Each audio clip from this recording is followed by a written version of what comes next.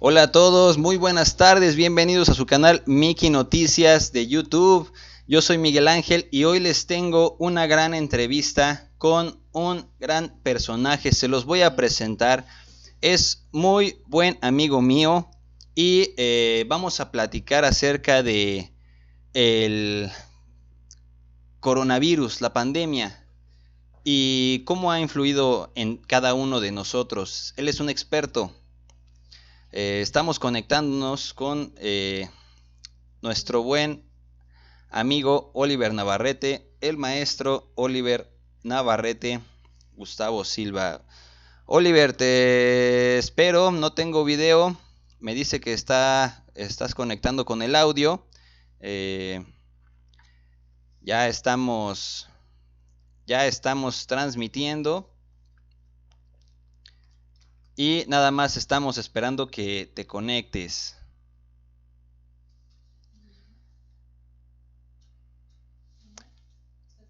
No, estoy en este video me pregunta si estoy en vivo. No, está siendo grabado. Recuerden que no puedo grabar videos ahorita en vivo en YouTube. Así es que vamos a grabar este video y lo vamos a subir a Facebook y a YouTube también para que ustedes puedan de alguna manera tener un panorama más amplio acerca de los pensamientos que nos rondan la mente en todo este tiempo con respecto a la pandemia y el coronavirus. Estamos esperando que se conecte. Estamos esperando que entre nuestro buen amigo, el maestro Oliver Navarrete.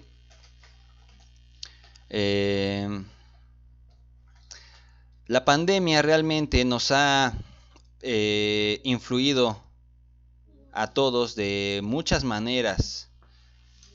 No tenemos ahorita una conciencia completa acerca de cómo poder ver esta pandemia. Aquí ya lo tenemos. Aquí ya lo tenemos. Hola Oliver, ¿nos escuchas?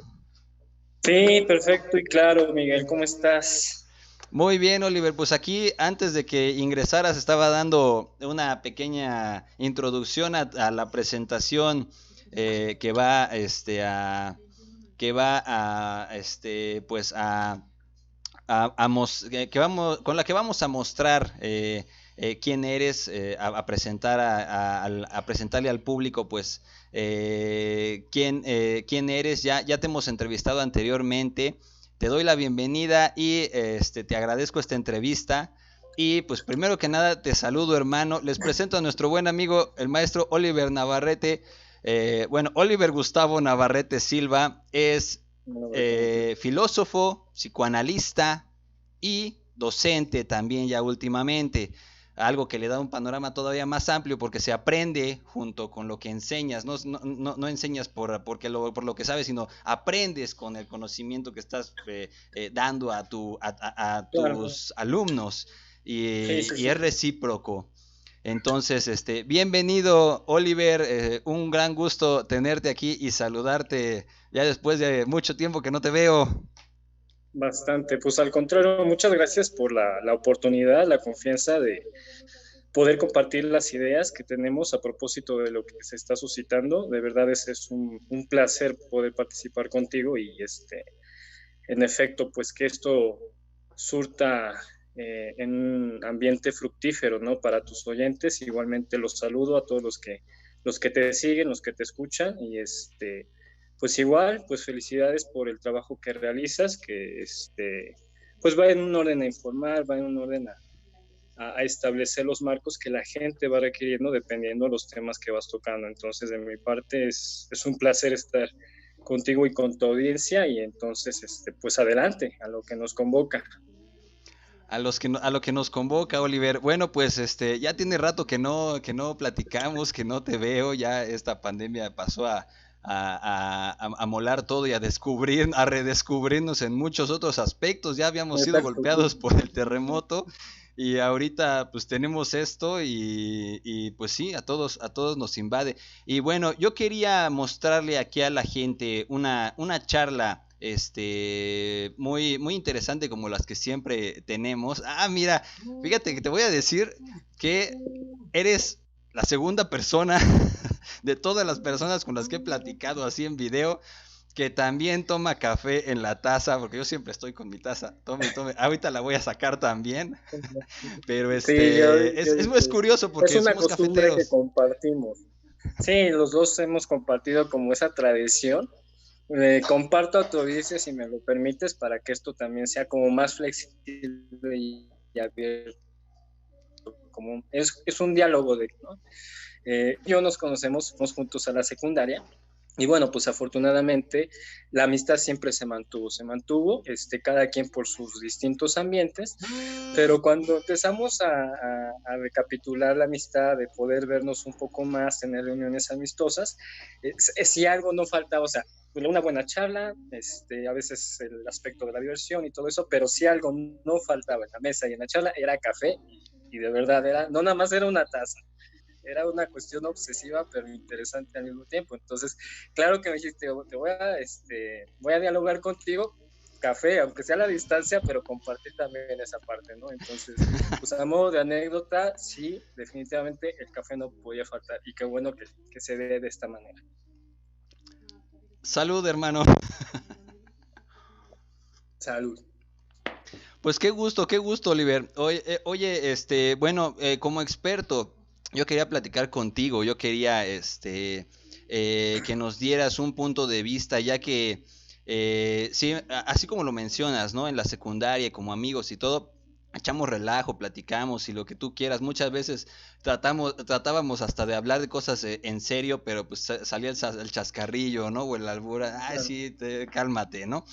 Pero pues la verdad se reconoce que ya tienes, desde la secundaria le echaste mucho, mucho esfuerzo al estudio, al trabajo, le echaste esfuerzo porque una cosa es que se le dé a uno rápido el aprender y pues dices, ah, pues aprendiste rápido, pero cuando le echas ganas y te esfuerzas hasta el grado en el que has llegado hasta ahorita, que ya filosofía, has llevado a cabo una maestría, creo que todavía no la terminas o ya la estabas terminando, No, o dos eso ya quedó. maestrías, ¿no? Las Ya, dos ya quedaron las dos, nada más estoy esperando pues ya el trámite, pero ya las dos quedaron y ahorita estamos ya viendo la cuestión del doctorado también, en ambos lados, filosofía, psicoanálisis. ok, ¿y maestrías en filosofía y psicoanálisis o maestrías en qué? Sí, sí, sí. En eso, ok. Mi licenciatura fue filosofía, esa es mi carrera madre. Posteriormente seguí en la maestría, la primera que realicé fue en filosofía de la cultura y posteriormente ya ingresé a psicoanálisis. Esto también me convocó porque, si te acuerdas, bueno, yo estuve en el extranjero, tuve la oportunidad de hacer una especialidad de un año allá en Italia y fue de psicoanálisis y discursos modernos. Entonces ya me llamaba la atención, pero dije, bueno, pues vamos a entrarle también a esta aventura y también es algo que ya vi concretado, entonces vamos por lo que sigue, ¿no? Así es, Oliver. Un gran gusto tenerte como amigo, compartir contigo muchas experiencias, ya que, como se los he también explicado a mis hijos, no son pláticas improductivas. Siempre tratamos de ver de qué manera podemos aprender uno del otro o de nuestras experiencias que hemos tenido y pues mezclamos puntos de vista, ¿no? Y muchas cosas. Pero, pues como experto en la materia, en el área filosofía, psicoanálisis y pueden consultar sus redes. También ahorita estás trabajando de alguna manera en terapia, ¿no? O Sí, platícanos cuál es tu trabajo ahorita. bueno, ya lo mencionaste. En primer punto, soy docente, igual de filosofía. Por otro lado, sí también tengo un consultorio. Bueno, tenemos un consultorio por una asociación que se llama CEP Vida, trabaja un poquito, bastantes temas a propósito de la psicología y el psicoanálisis. Entonces, uno de los rangos es la atención psicológico-psicoanalítica también. Y pues yo tengo la parte del psicoanálisis, entonces también desde ahí pues se han realizado trabajos, ahorita por la pandemia no se puede hacer nada, pero por ejemplo se han dado conferencias, ¿no? El semestre pasado se abordó mucho el tema de la violencia y la agresión en la sociedad, y entonces pues se trabaja de ese lado. Si hay un consultorio, hago un paréntesis, por la misma circunstancia en la que nos encontramos, se está llevando a cabo las sesiones de manera igual, videollamada, llamada directa, sobre todo cuando entran en angustia, pues pueden hacer la llamada. No se hace de manera presencial, no se va al consultorio directamente por llevar las medidas, sobre todo, ¿no?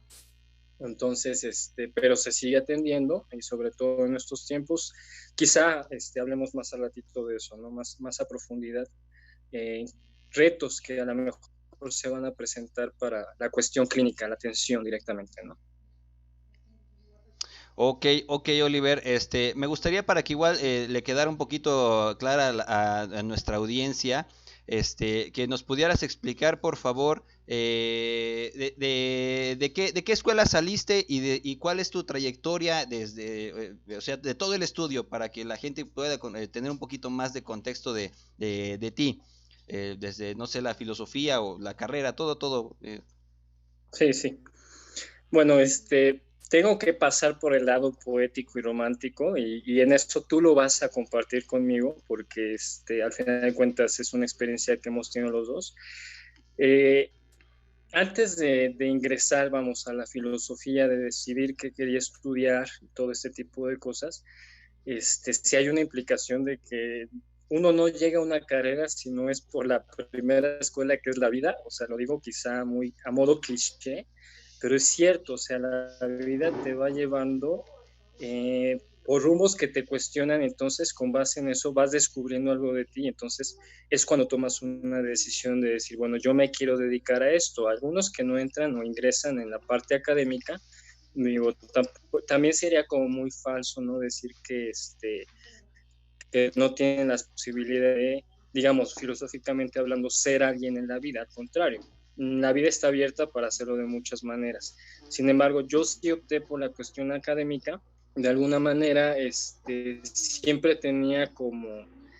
Yo pasé por ese lado de ser médico. O sea, de niño yo quería ser médico. Mi mamá, de hecho, me llevaba a cursos del Seguro Social de primeros auxilios. Yo tenía 9, 10 años, y estaba en grupos de señoras mayores. Y digo, qué padrísimo convivir con estas personas que, pese a, digamos, ya la edad avanzada, pues tenían estas inquietudes y, bueno, quiero saber de esta parte. Yo lo hacía por la inquietud médica. Entonces jamás me cuestioné de dónde venía. Yo veía también, por ejemplo, series en la televisión de médicos y decía, bueno, yo quiero enfrentarme a esto. Quería ser ese Superman de decir, yo quiero salvar vidas. Recuerdo que quería urgencias, ¿no? Que me llegaran así los heridos. Ya con el tiempo me di cuenta que soy cobarde para la sangre, y ni siquiera una inyección la acepto. Entonces, bueno, cambiaron. Pero se va generando una perspectiva diferente. Eso te iba a preguntar. ¿Ahorita sigues en la misma postura de querer ser médico ya con la pandemia y todo? No, definitivamente no. Hace poco, te comento para ilustrar lo que quiero comentar, tuve que ir a hacer una donación de sangre. Yo tengo esa posibilidad, lo he hecho varias veces, pero entre más grande soy y nuevas experiencias van llegando, es decir, que alguien me dice, necesitamos un donador, ¿puedes? Sí, adelante.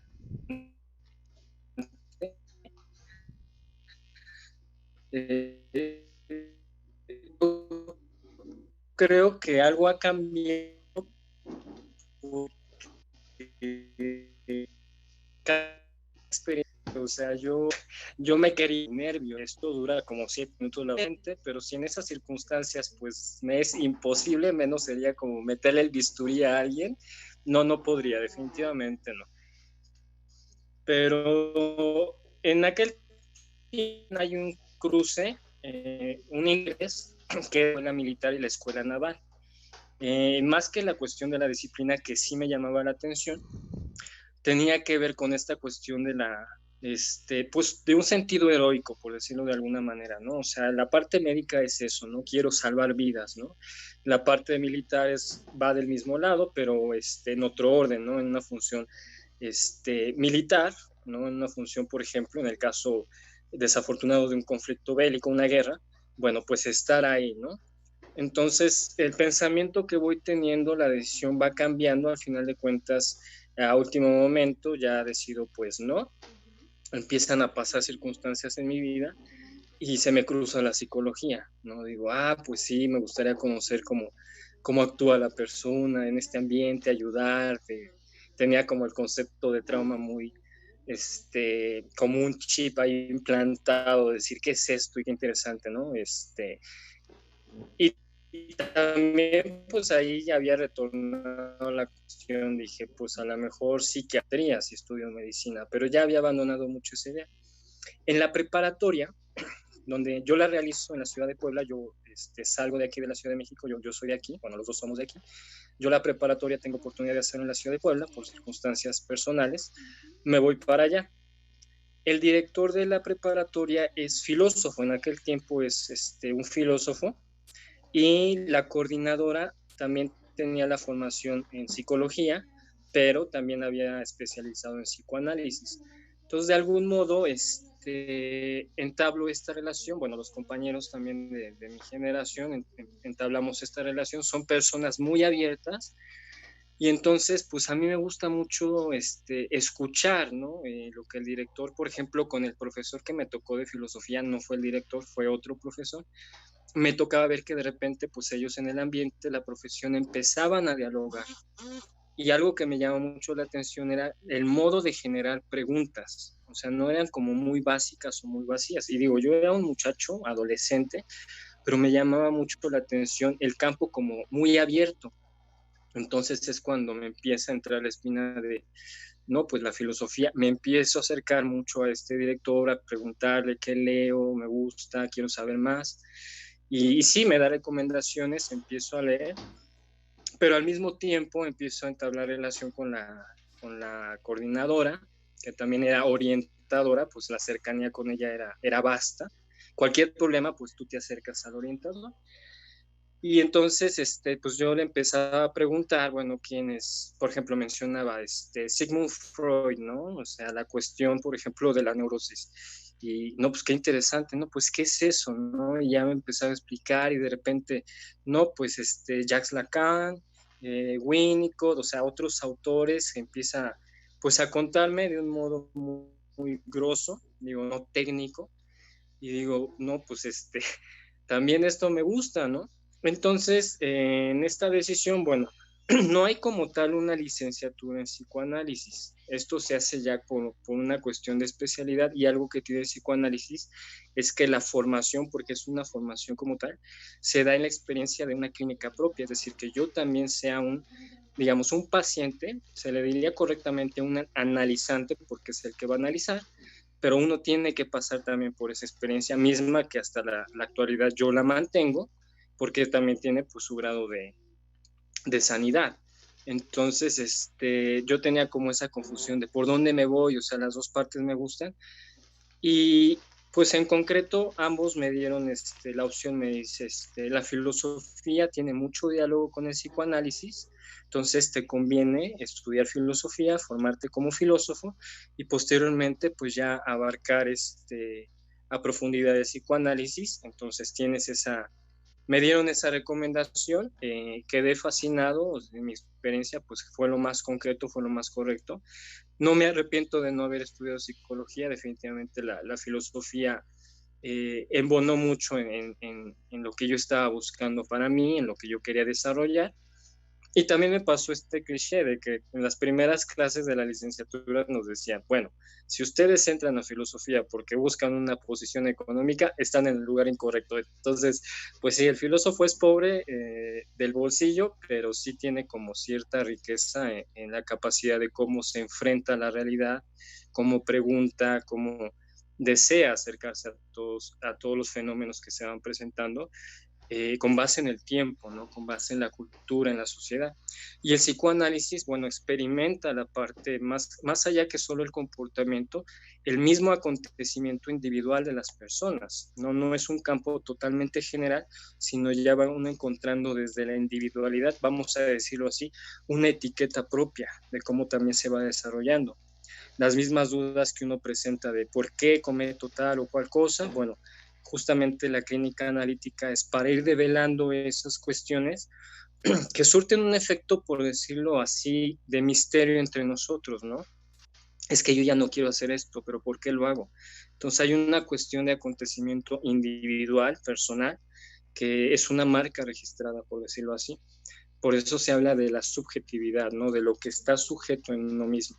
Entonces, pues, eso me llevó lejos, afortunadamente, reitero, ha sido toda una aventura porque desde la misma licenciatura de filosofía pues tuve la oportunidad de abarcar campos, pues no solamente es una cuestión teórica como se piensa, o sea, para tener preguntas, generar perspectivas para poder tener un contenido, pues se tiene que tener una experiencia vital, ¿no? Una experiencia. Entonces, pues tuve la participación, por ejemplo, en cárceles, ¿no? 4 años estuve atendiendo algunos aspectos que se requerían en las cárceles de manera social, lo que le llaman la reivindicación,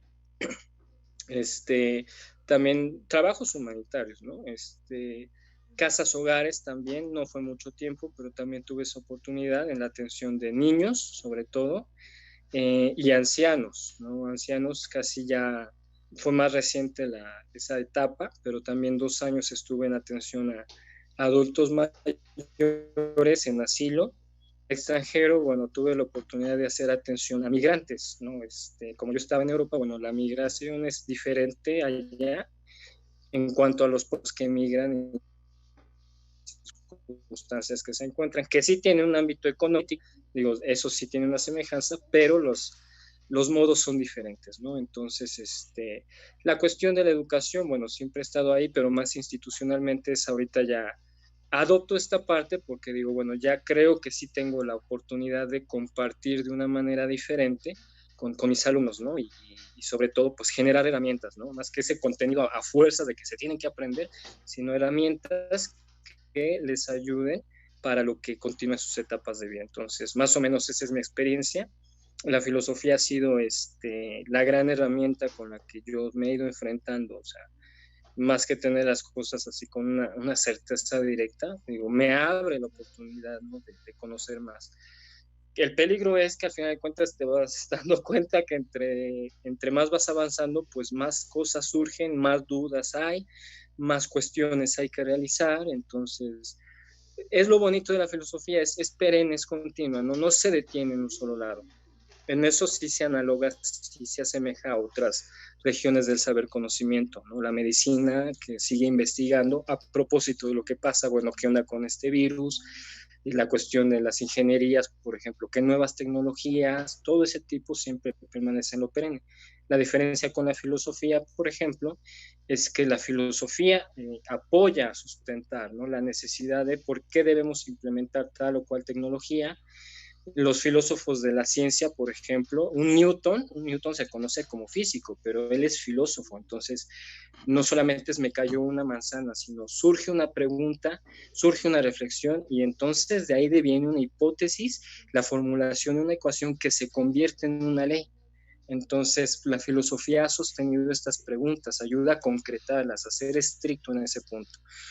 Entonces, como ven, Oye, no es aburrida la filosofía. oye, ¿cuántos años llevas ya de trayecto? Bueno, mira, de filosofía como tal, ya llevo mucho tiempo porque yo inicio en el 2006 la licenciatura. Entonces, pues nunca abandoné el estudio de la filosofía. Cuando yo terminé, pues yo seguí. Nada más que si hubo un espacio y un rango de tiempo entre la licenciatura y la primera maestría. De hecho, fue primero la especialidad en el extranjero. Antes, cuando yo regreso de Italia, es cuando ya tomó la decisión de ingresar al proyecto de la maestría en filosofía, pero en ese inter, digamos, porque pasó buen tiempo. Yo en Italia estuve del 2013 al 2014. La maestría yo la inicié en el 2015, acabo en el 2017. Luego, terminando la maestría en filosofía, inicio, la licenciatura y la maestría la realizo en una universidad en la Ciudad de México, privada. Estuve becado, no vayan a pensar que tenía una super economía, no tuve la oportunidad de acceder a una beca. Es una universidad de corte religioso, pero pues en la filosofía es abierta, ¿no? Se llama Universidad Católica Lumen Gentium Esta de las universidades católicas, bueno, en todos lados hay. En Suiza está la famosa Universidad Católica de Lovaina, muy reconocida. Está la Universidad Complutense de Madrid, está la Universidad Católica de Colombia, del Perú. Bueno, todos lados tienen una universidad católica. Yo pertenezco a esta y es donde realizo la licenciatura, maestría. Y la maestría en psicoanálisis la realizo por la Universidad Autónoma de Zacatecas. Esa sí es pues autónoma, ¿no? No es de corte público. Y la especialidad también la hice, también fue un favor con el que accedí. Fue un amigo que vivía allá y me dice, bueno, hay oportunidad de que accedas, te puedo conseguir una beca. Él necesitaba un apoyo laboral en la cuestión de los migrantes, por eso también dije, sí, perfecto, me voy para allá. Me dice, hay una oportunidad de que accedas a una beca de especialidad, igual en una universidad católica, pero solamente fue un año de especialidad, no me quedé a más, solamente habíamos concretado que iba a ser un año, entonces son oportunidades que se me presentaron, entonces, pues vamos, si contamos desde el 2006 hasta ahora, pues hablamos de que ya son prácticamente 14 años, y y de esto, ¿no? El estar arduamente investigando, estar replanteando cosas que pensaba al principio y que me emocionaba tener una forma de pensar. Bueno, de repente dices, no, ¿sabes qué? Esto hay que cambiarlo, hay que reformar, hay que pasar por esa parte de decir, aquí no estaba, ¿no? O sea, entonces, 14 años, ¿no? Y 14, espero un que ratote. sean más, que sean Un más. ratote ya. Bueno, pues ahí tienen la presentación de nuestro buen amigo el maestro Oliver Navarrete. Y también nos van a preguntar, Oliver, acláranos más o menos cuál es la diferencia entre psicología y psicoanálisis, porque pues aquí todos van a decir, ah, es lo mismo, y pues resulta que Claro. no. Ya hemos platicado, no a profundidad, pero ya hemos platicado. Platícanos, ¿cuál es la diferencia? ¿Cuál es esa postura? Bien, el campo de la psicología obviamente no, no es el mío, entonces la dificultad que yo presento para responder exactamente qué es la psicología como una ciencia del comportamiento, porque vamos, eso sí lo es. Bueno, la psicología es abierta, ¿no? Hay psicología del deporte, psicología social, psicología clínica. Bueno, hay una carta impresionantemente abierta. Hago paréntesis. Muchos consideran que el coaching famoso es una rama de la psicología. Claro que no es una rama de la psicología, entonces por ahí tengan cuidado que les va a decir, bueno, somos Sí, no, psicólogos, no, no vayan a pensar eso. no hay una corriente psicológica que se llame coaching, eso es una cuestión más del orden del únete a los optimistas, o sea, entonces está el programa neurolingüístico. Bueno, básicamente por poner un centro de ajuste y poder entender un poco el campo de la psicología, en efecto, la psicología busca entender el comportamiento humano. En filosofía, por ejemplo, que también llega a haber una confusión porque la ética, rama de la filosofía, que estudia los actos buenos y malos, se piensa que es del orden de la psicología. No.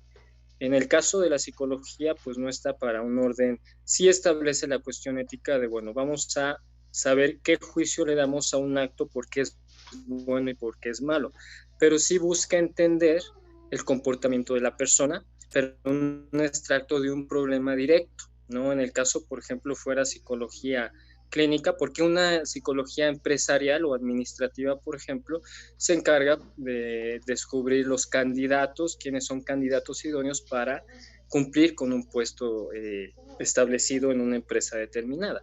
Entonces sí hay una valoración por medio de una entrevista en donde se reconoce ciertos aspectos de la personalidad. Menciono esto porque es el centro de la psicología, o sea, el comportamiento en orden a la personalidad de la persona. O sea, cómo se dirigiría, por ejemplo, ante una depresión, ante un estrés laboral, por ejemplo, regresando a la parte administrativa, si es psicología clínica, bueno, en orden a por qué a lo mejor una persona tiene como ciertas incapacidades para ser más sociable. Llega a pasar mucho. Cuando hay, por ejemplo, una cuestión de que también es clásico, duelo, que es también impresionante el campo, porque sí es una etapa, un aspecto natural de la persona el vivir un duelo, ya sea por la defunción de un ser querido, por la ruptura amorosa o incluso familiar, que también es una ruptura amorosa. Yo llego, por ejemplo, a pelearme con un primo con el que tenía una muy buena relación y de repente, pues ahí hay un proceso de duelo. Entonces, se busca desde ese punto y desde ese ambiente saber qué es lo que está pasando, dar un acompañamiento al que llega con una aflicción y poder ayudarle a dar una solución al problema. Pero es marcado que es bajo un solo aspecto. Yo llego porque se murió mi mamá y tengo este duelo, entonces trabajamos desde ahí. La psicología tiene un orden, por ejemplo, de ecuaciones, ¿no? ¿Por qué? Porque siendo una ciencia del campo experimental, pero como tal una ciencia tiene un método cualitativo y cuantitativo, es decir, cuando se presenta una persona con una dolencia, vamos, si hay un reflejo, por ejemplo, de que es un factor que es causa de otro, ¿no? O sea, yo no soy muy sociable en la sociedad, por ejemplo, o sea, una fórmula sería por cuestiones de bullying. Menciono esto porque es un caso del tiempo. O sea, durante una etapa estudiantil, primaria, secundaria o incluso media superior, bachillerato preparatoria, a lo mejor alguien sufrió de agresiones, llamamos bullying, ¿no? Dentro de un grupo, y entonces esto puede producir, según la psicología, un estado de recatamiento, donde la persona se le complica, por ejemplo, se diezma su capacidad de confianza, se diezman algunas cuestiones, digamos, hay una inhibición ante la sociedad, se enfrenta a un problema de miedo, ¿no? De sufrimiento, de aflicción, de duda. Entonces, en el psicoanálisis, vamos, nosotros no tenemos el campo de la personalidad, porque personalidad sería estructurar a la persona en una sola línea. O sea, esta es la mera etiqueta y única que tienes. Cuando, por ejemplo, Sigmund Freud, el padre del psicoanálisis, se va dando cuenta que no hay como tal una personalidad así lineal, él no toma la cuestión. Al principio sí, cuando va formando, va creando el psicoanálisis, sí habla de cuestiones de personalidad, pero también como todo creador de un campo, va evolucionando el pensamiento y se va dando cuenta que no hay una cuestión de personalidad. Vendrán después ya los nuevos psicoanálisis, mencionó a Lacan, que ya hablará de estructuras como tal, o sea, de cómo la persona se va estructurando. Entonces, en el psicoanálisis, en el campo analítico, en los procesos que se van dando o en la experiencia propia del análisis, nos vamos dando cuenta cómo no todos reaccionan de la misma manera. Hay personas que efectivamente vivieron cuestiones de agresión escolar, ¿no? Reitero, el bullying. Pero lo curioso es de que cada persona actúa de manera diferente. Entonces, las constituciones que se van enmarcando en la clínica analítica, no, un problema abre demasiadas cartas, ¿no? Es ese acontecimiento que se va sumando y se va ligando. No hay una ecuación en que una persona llega y dice, es que tengo un duelo porque corté con mi pareja, y entonces tú dices, bueno, ya sacas un manual de psicología y dices, bueno, ya sé cómo voy a trabajar esto.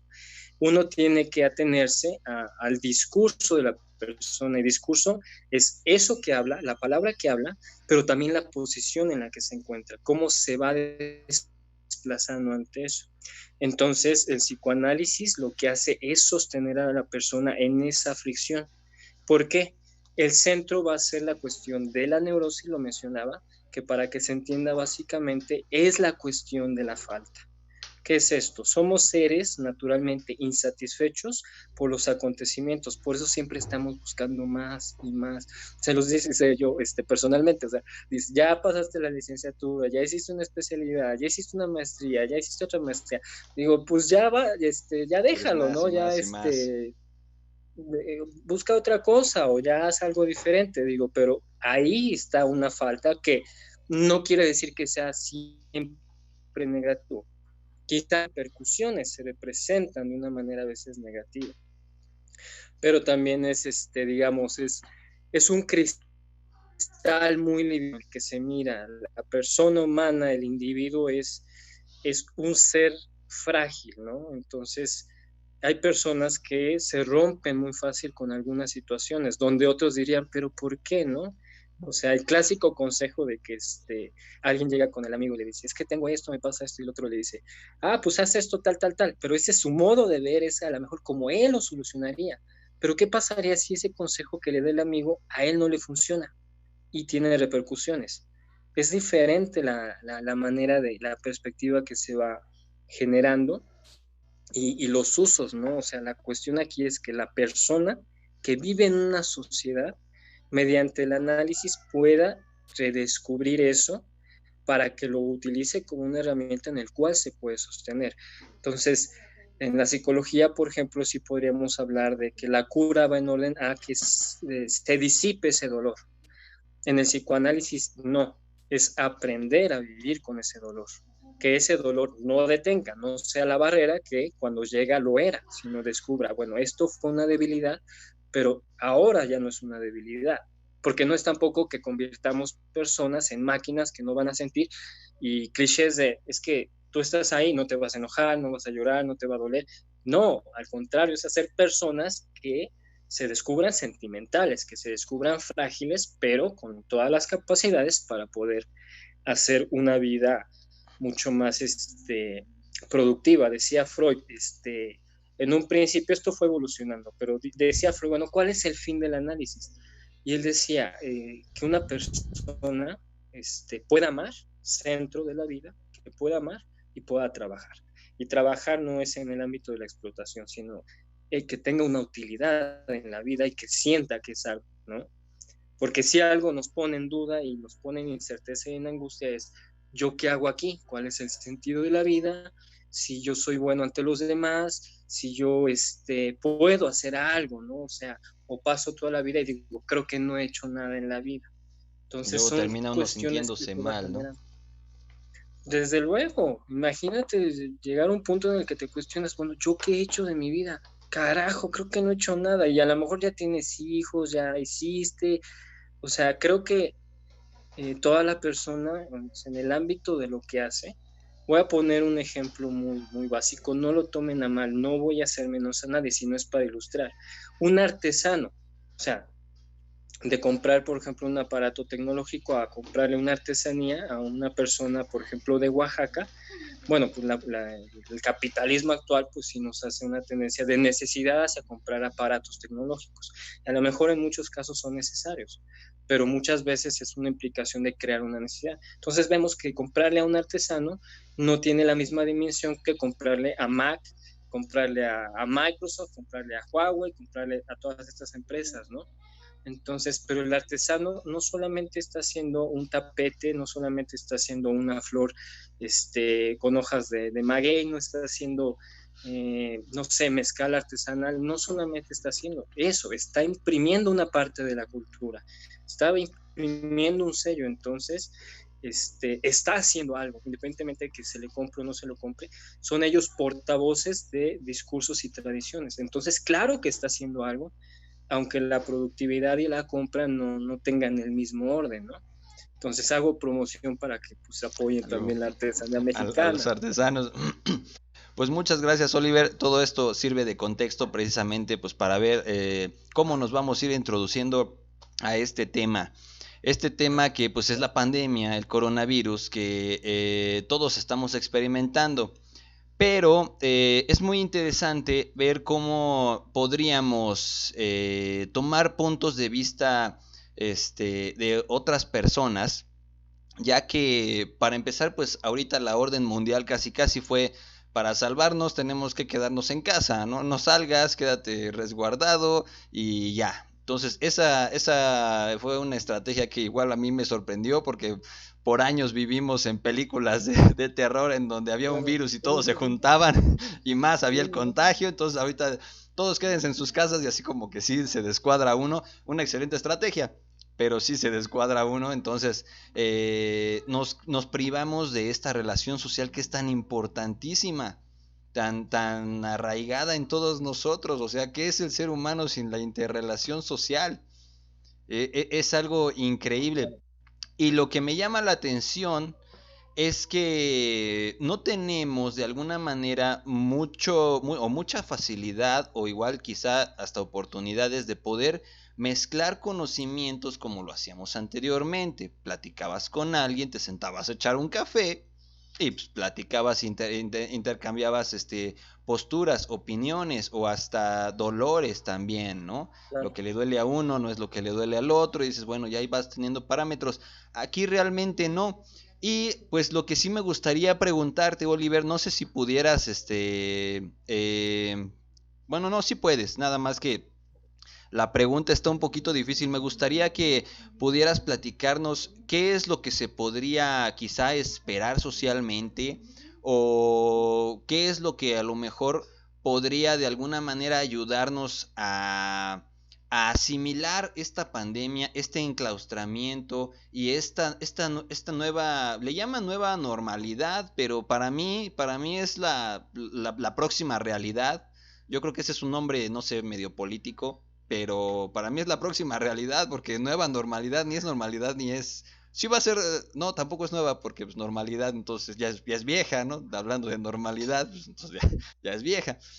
Pero, pues sí, a esto que nos espera de alguna manera psicológica o mental a todos, al salir a la calle o como sociedad, de alguna manera, no sé, social, un pensamiento social, un pensamiento particular, ¿qué es lo que podríamos ver a tu conocimiento, vaya, que tú eres experto en este tipo de situaciones, no sé, quizá que también pudieras platicarnos de algún tipo de tendencia social, porque la sociedad de México es diferente a la de otros tipos de lugares, este, ¿cómo podríamos enfrentarnos a esta nueva situación? ¿Qué es lo que podríamos esperar quizá del prójimo o de nosotros mismos? Ay, Está muy extenso el tema, está muy no, difícil, pero efectivamente, lo que pasa es de que la misma pregunta se abre en varios rangos, ¿no? Y que justamente es una pregunta que está surgiendo a nivel global, o sea, casi a uno de esperar como una profecía de decir que justo eso, ¿no? ¿Qué nos va a esperar? Pero está motivada la pregunta por el presente, ¿no? O sea, esto decía, nos descuadramos porque efectivamente eh, tenemos ese centro de ser comunitarios, ¿no? Tener estas relaciones, buscamos, por ejemplo, que haya espacios donde podamos recrearnos, compartir lugares, el cine, el bar, el café, la fiesta, reunión familiar, reunión de amigos, la caminata, lo que ustedes quieran, o sea, incluso en distintos ámbitos, gimnasio, parques, deporte, o sea, incluso, por ejemplo, lo vemos en la cuestión de los deportes, ¿no? Se clausura el fútbol, que es, por ejemplo, para nuestra cultura, para México, es casi el pan de cada domingo, ¿no? Los partidos y las ligas y todo esto. sí. Entonces, sí hay una postura de decir, bueno, sí nos vamos a quedar con cierta incerteza, desafortunadamente, porque no es como un proceso, ¿no? O sea, un proceso químico en el cual, bueno, ya sabemos cómo va evolucionando, ya podemos tener como un punto referente más general, más objetivo. La cuestión de la sociedad, si partimos del ámbito, por ejemplo, tanto está este versus este choque entre la cuestión individual, pero está también la cuestión de la masa, ¿no? Este término que desde la filosofía es entrañado por un pensador español que se llama José Ortega y Gasset, que él lo ve desde un lado, lo traduzco para que lo entendamos quizá muy cabalmente, pero no grosero, no se entienda de esta manera, como la generación de una bola de borregos, ¿no? O sea, eso sería una masa. Desde el lado de psicoanálisis, Ujú. partía Freud en sus textos donde habla de la cuestión de la masa, que es como un retorno psíquico a un estado de horda, ¿no? Un estado primitivo en donde la gente no piensa por sí misma, sino se va en orden a lo que la mayoría dice. Jung, en su lado, y tenemos este término de él, dirá que es como un inconsciente colectivo, algo que se comparte de modo general. Lo ilustro muy fácil. Supongamos que están en un estadio viendo un partido o viendo el deporte que prefiera la gente. Están de espectadores y de repente no sé, desafortunadamente se suscita un atentado. Entonces la gente se espanta, ¿no? O sea, explota una bomba, por ejemplo, la gente obviamente se espanta, pero parte del sentimiento que se tiene, es compartido, es contagiado, ¿no? Entonces lo que sucede es, por ejemplo, si la gente empieza a correr despavorida, en ese momento viene ese estado primitivo en el que soy yo y mi vida, ¿no? Diría Ortega, soy yo y mis circunstancias que es un orden de peligro, entonces yo tengo que correr. Y lo hemos visto en ejemplos y noticieros, qué es lo que pasa cuando en una multitud se da algo así. La gente va, corre y empieza a empujar y empieza a tirar a la gente y no me importa el otro. Ese es un estado de masa. Entonces, sí hay una cuestión que puede ser benéfica o puede ser peligrosa. ¿Por qué? Porque en un estado de masa, generalmente, al no pensar, por ejemplo, una estrategia que beneficia a la sociedad, pensar por uno mismo, entonces la recapitulación de esto va a ser un estado egoísta, sobre todo por repercusiones del orden económico, por ejemplo, del orden laboral, o sea, el Ey, retorno de las personas que perdieron trabajo y que tienen que volver a buscar, que obviamente va a haber más pleito, más competencia laboral. ¿Por qué? Porque la economía tiene una disfunción por ahí provocada por la pandemia. Pero también desde el otro lado, o sea, la generación de estrategias de cómo nos vamos a comunicar. Yo en este lado sí soy en un sentido más fatalista y más pesimista, pero tengo un ejemplo básico de esto, ¿no? Al hablar de normalidad, de regresar a una normalidad o a una nueva normalidad, primero yo estoy en desacuerdo de la cuestión de la normalidad. ¿Por qué? Porque la normalidad, no por el concepto desafortunadamente, sino por el uso que se le da a la cuestión de la normalidad, es un efecto de control. Lo normal es, por ejemplo, en un estado ético y moral, seguir la ley. Eso sería lo normal. Si el semáforo está en rojo, no te pases. Abro paréntesis. Si tenemos esa ley y está constituida para una formación de sana convivencia, ¿por qué hay gente que atropella? Y los efectos que tiene eso. Algún atropellado, algún muerto, sea niño, joven, anciano, lo que ustedes quieran. Ya hasta un animal, ¿no? Que tampoco tiene la culpa, que ajá. no razona igual que una persona, pero bueno, hay una afectación, un choque, lo que sea. Hay un establecido de ley. Lo normal sería seguir la ley, pero si hay una cuestión muy subversiva de la persona que justo por esto, no sé, es que llevo prisa, es que voy a llegar tarde al trabajo, es que no van a alcanzar a entrar mis hijos, es que yo soy desesperado y tengo que pasar y pum, me paso. Pongo un ejemplo de esto justamente en lo que estamos viviendo. Todos por alguna situación, aunque no tengamos un trabajo esencial, por ejemplo, yo como profesor, bueno, se hizo la disposición de realizar las clases vía online, así como lo estamos haciendo ahorita. No había necesidad de hacer el transcurso al campus. Afortunadamente, porque sí me queda lejitos, pero hubiera preferido ir al campus, ¿no? Entonces, por alguna necesidad tenemos que salir a comprar nuestro alimento necesario. Si tenemos algún enfermo, pues llevarlo al médico, no sé, por alguna situación. Y nos vamos a dar cuenta que esto por eso ha sido el llamado de la institución de salubridad del gobierno de guarden la distancia, Susana distancia. ¿Por qué? Porque hay masa que no está teniendo la consideración.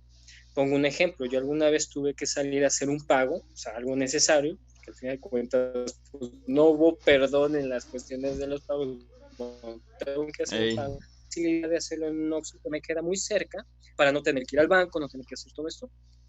Y pues, obviamente se pone una medida, ¿no? O sea, no más de 10 personas en el Oxxo, ponen los lugares para la distancia, entonces hay gente que afortunadamente sigue eso, pero ya que te toca, o sea, alguien llega y se te pega, ¿no? Y está esa consideración que la medida no va en orden solamente, porque sí es cierto y es lógico, que uno tiene miedo a que otro me contagie, pero también está la contraparte. ¿Qué tal si yo soy asintomático, no sé que tengo el virus y yo puedo contagiarte a ti? O sea, es una doble visión, pero en primera instancia lo llamarían el instinto de supervivencia. No quiero que alguien me contagie, pero pueden pasar. Entonces hay gente que no lo hace. Se vio, por ejemplo, el Día del Niño, o sea, esta noticia de que se fueron a Little Caesars a comprar las pizzas para los niños y todo el mundo amontonado. El Día de las Madres, lo mismo se suscitó que en esa semana, no sé si tú hiciste la investigación, pero volvió a subir el grado de contagios porque pues era sí. efectivamente lo que se estaba diciendo. por algo está muy repetitiva la noticia, la indicación de las medidas, de sobre todo la distancia. ¿Por qué? Porque desafortunadamente, pues, vivimos más del impacto que del orden de la información. No, es que hay un virus, ¿no? Escóndete, ¿no? Pero a ver, ¿qué medidas debo tomar? No, pues dices, me tengo que lavar las manos. Sí, pero bueno, a ver, ¿cómo está constituido el virus? ¿Cuáles son los momentos reales de riesgo? ¿Cuál es la medida de sana distancia realmente que había empezado con 1 metro, pasó 1,5, 2 y ahorita ya está casi en 3 metros? ¿Por qué? Porque como la gente no entiende, a lo mejor con 1 metro hace falta, pero dices, es que no obedecen 3 metros, ¿no? Aléjalo más, porque uno realmente se asoma a un banco, Y se dicen, asoma pues qué a tanto es Banco Azteca, tantito, por ¿no? Un ejemplo, que pasito tampoco más. perdona de agua, ¿no? Entonces, incluso en los centros de salud, que tiene la gente, los policías que están atrás de la gente, guarde su distancia, los asientos tienen un letrero, sabes que no, no ocupe este asiento, pues va la gente y se sienta. Entonces, ahí surge otro fenómeno. Trato de responder ilustrando lo que me decías, qué es lo que va a pasar después, Ajá. ¿no? De aquí surge otro ejemplo muy, muy, muy, muy básico, ¿no? Están las personas, o sea, hay como se hace rizomático, es un término de un pensador francés, es decir, se van haciendo ramificaciones, ¿no?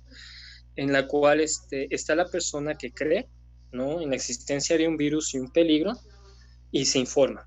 Está el que cree y no se informa. Por poner 2 vías, podemos abrir mucho más. Está la persona que no cree en el virus. Se dio un fenómeno, esto me lo platicó un conocido, que hay una región, un municipio en Oaxaca, que no hubo contagios, afortunadamente. Digo, ignoro si ahorita ya se presentó, pero si no, qué bueno. Pero la gente decía, no existe. O sea, esto es una mentira. ¿Por qué? Porque no había casos que ellos dijeran, no, pues sí está pasando. Y como es una región muy sencilla, entonces pues la gente no acostumbra como a salir a otras regiones de la República muy difícilmente. Entonces, pero ojo, qué curioso que dices, no creo, pero pues mejor cierren, ¿no? O sea, que nadie entre. O sea, sí hay como algo ahí de decir, no creo, pero sí tengo mis dudas.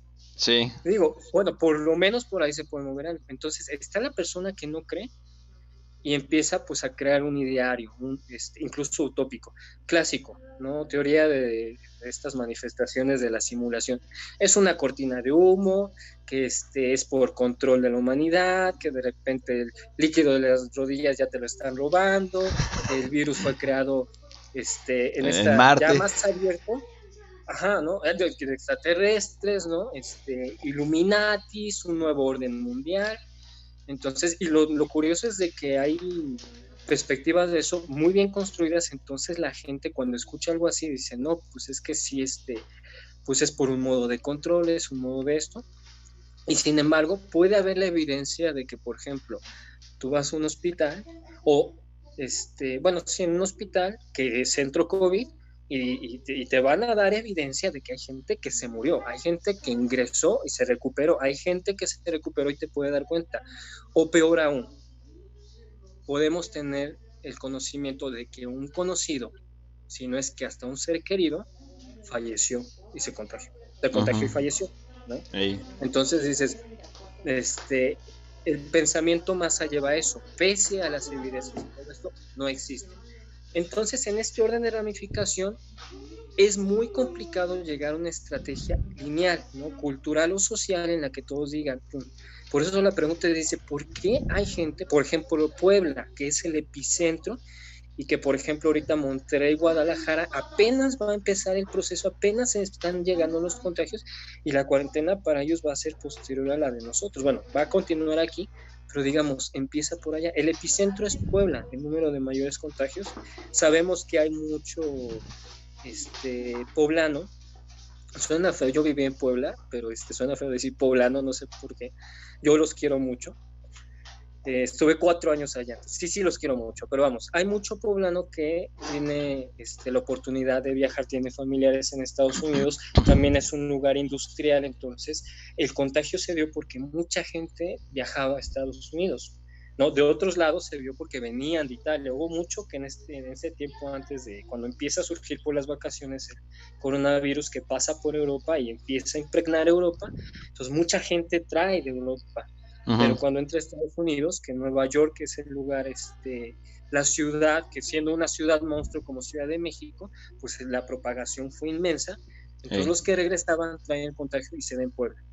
Entonces, comentando con amistades en esto de, bueno, ¿cómo va la situación allá? Hay una queja impresionante de que es que acá no obedecen medidas. Pasó algo muy semejante en Mérida. En Mérida pasaba colectivos a regalar cubrebocas. A lo mejor no el indicado es el N95, es el forma de concha, uh-huh. Pero generalmente tenemos los de telita, ¿no?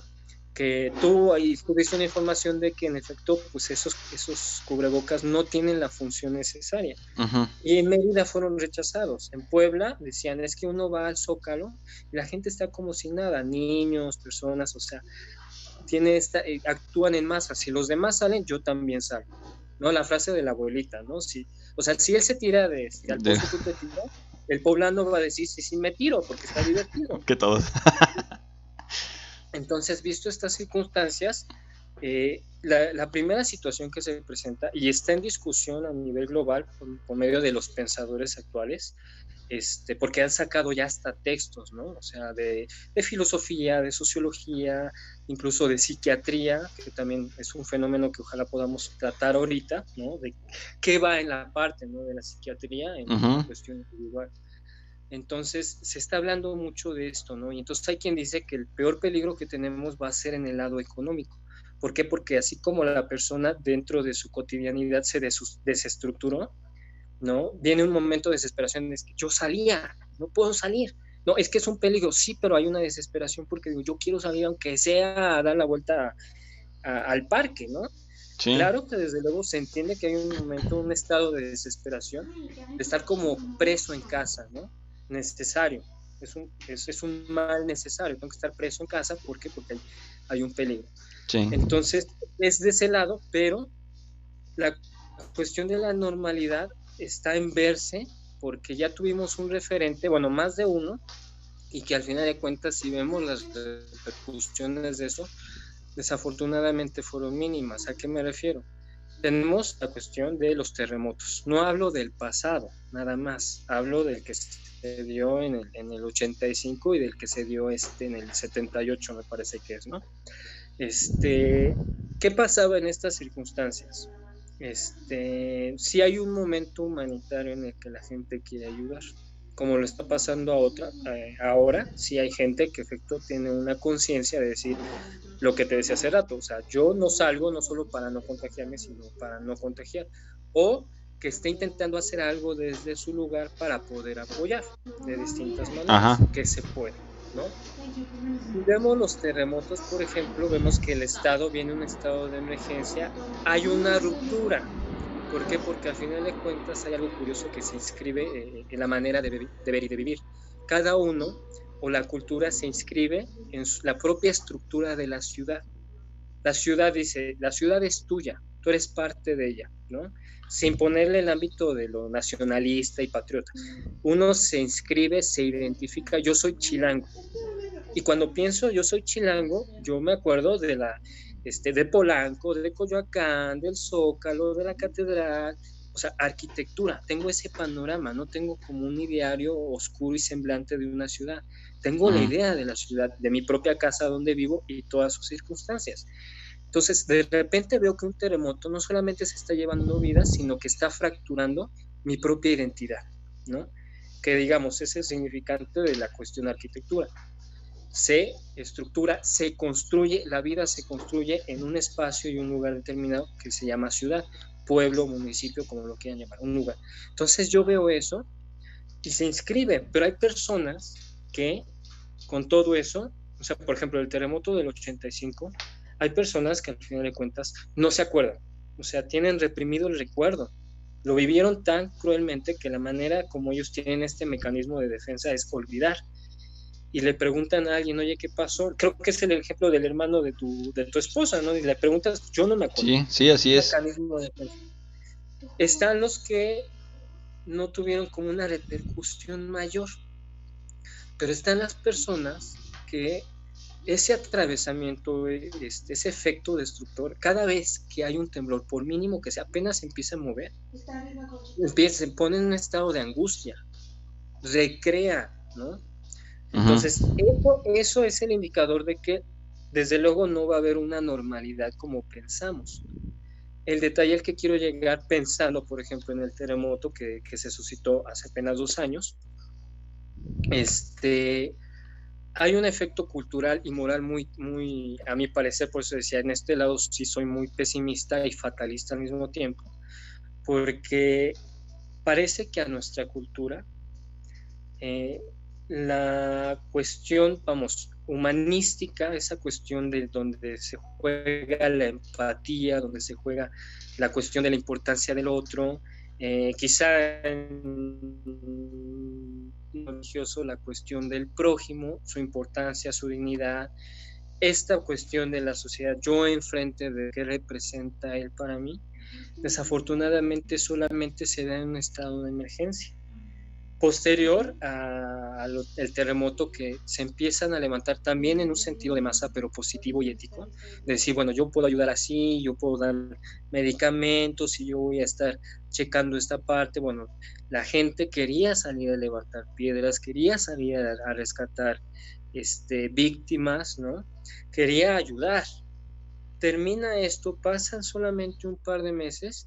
Y por poner un ejemplo muy sencillo, no es el total, pero por poner un ilustrador, el metro en horas pico se vuelve un lugar en donde el otro, voy a citar a Jean-Paul Sartre, un filósofo francés, que se representa perfectamente lo que dice, el infierno son los otros, ¿no?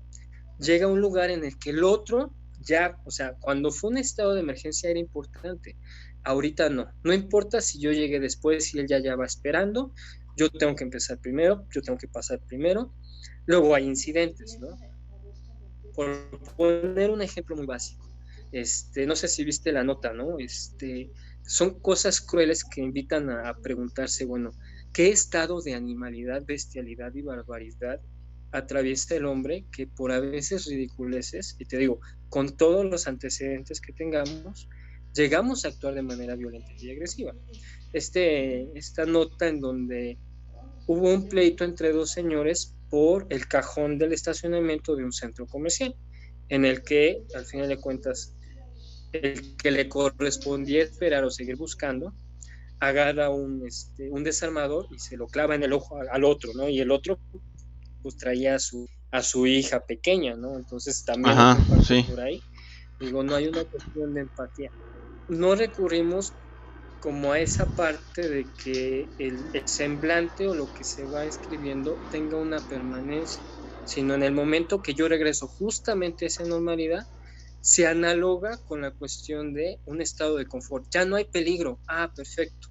Porque, ojo, voy a decir algo y no con el afán de espantar.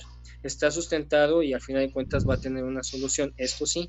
Si pensamos que estamos esperando a que el COVID-19, coronavirus, como lo mencionamos más coloquialmente, va a desaparecer, ojo, personas del auditorio, ya no va a desaparecer el virus que ingresa, o sea, que se hace una realidad, por decirlo así, ya no se va. ¿Qué es lo que pasa? Tanto la persona empieza a generar un estado, el sistema inmunológico ya va aprendiendo a hacer control, se generan las vacunas, se genera un modo, el hombre es maleable para eso, ¿no? Va enfrentándolo y entonces vamos subsistiendo. ¿Cómo se da esto, por ejemplo, o cómo lo vemos así ya estructurado? ¿Cuánto tiempo hace que pasó el H1N1? Es un virus que al final de cuentas permanece. Lo que pasa es de que ahora ya hay vacunas para eso, ¿no? Ya hay medicamento descubierto para eso. Ya podemos soportar más. O sea, nos puede dar H1N1, pero ya no nos va a tirar. Lo mismo como, por ejemplo, el cólera. El cólera todavía existe, no en el mismo grado, pero el cólera a nosotros nos entra en la época de la conquista, ¿no? Y la viruela y la varicela son ya cuestiones que no se quitan, pero se pueden controlar. Entonces, en primer grado, bueno, esto ya no va a pasar, no podemos esperar a que esto va a desaparecer en su totalidad. La cuestión es esa, ¿cómo? Al final de cuentas lo vamos a poder sostener y se va a descubrir la manera de controlarlo. Entonces hay un retorno a un estado de comodidad en el que la mayor parte, y esto genera una masa, va a decir, ya pasó, fue una mala experiencia, fue un mal sabor de boca, pero ya puedo salir. O sea, a mí lo que me conviene es que ya puedo salir. Entonces, por eso las implicaciones que se están viendo va del lado de, sí, ya puedes salir, pero ahora ¿qué vas a hacer? ¿Por qué? Porque, por ejemplo, en la cuestión académica, pues, o sea, se tiene que formular una estrategia. ¿Por qué? Porque hay personas que perdieron el curso, como sabemos, pues hay alumnos que no tenían los medios, entonces tampoco son culpables, si tienen que formular esas estrategias. Entonces dice, ¿qué vamos a hacer por ahí? ¿No? ¿Cómo vamos a generar nuevas instancias y estrategias para volver a activar la economía? Que desde luego se va a hacer, se va a realizar, se tiene que hacer, pero entonces viene otro nuevo estado de angustia de cuánto va a tardar, cómo va a ser, yo qué voy a hacer, o sea, cómo voy a poder solventar mis necesidades. Entonces, claro Bueno, que no pues va a haber como tal un regreso a la normalidad. Ajá, sí, te escucho. sí, prácticamente sí hemos visto aquí, sí lo hemos informado. Otros países que ya regresaron a dos, tres actividades con todo y las medidas han tenido repuntes. Y pues lo que mencionas, ¿no? Se relaja de alguna manera la situación y pues aquí la situación de coronavirus, pues sí, vuelve el recontagio y vuelve todo este tipo de emergencia que terminan regresando a cerrar ciertas poblaciones, ciertos lugares. Estaba platicando también con otros amigos que también son youtubers y hacen videos, que están, por ejemplo, uno que se llama Mexicano en Bélgica, al cual le mandamos un gran saludo si nos llega a ver aquí en este video, que muestra por su video ahí en su canal que se levantan las medidas ahí en Bélgica donde él está, y precisamente en la plaza donde con todo y las medidas y el enrejado y todo, que ya la gente, le dijeron a la gente que ya podía salir, pues la gente fue y de alguna manera se aglomeró donde no debía haberse aglomerado. Sí tenían de alguna manera la sana distancia, pero aún así no debían estar tan juntos en ciertos lugares. Entonces, pues eso parece ser que sí nos va a estar trayendo recontagios a cada rato, y al que no entendió a la primera, a lo mejor entiende a la segunda o a la tercera, no sé. Y por otro lado también lo han avisado. Hay esto que se le llama de alguna manera, por un lado han nombrado la inmunidad de rebaño, ¿no? Que es cuando la mayor parte, o bueno, cierta parte de la población ya tiene cierta inmunidad, bueno, ya porque ya se calculó, ya se descubrió lo demás. Pero también estaba la otra parte, que de alguna manera se tenía que ver la inmunidad de la gente, calcularla, ver qué personas, qué cantidad de la población ya había generado cierta inmunidad, y pues tener ese cálculo más o menos para ver cuánta población podría a lo mejor recontagiarse, o tener este mapa, ¿no? Porque ahorita tienen cierto mapa de la emergencia, de lo que va saliendo. Van a calcular después, o bueno, han estado calculando en 2, 3 países sistema inmunológico de la población, cuántas personas ya tienen inmunidad al virus, y se han dado cuenta que han sido entre el 10 y el 15% de las poblaciones a las que les han hecho el estudio.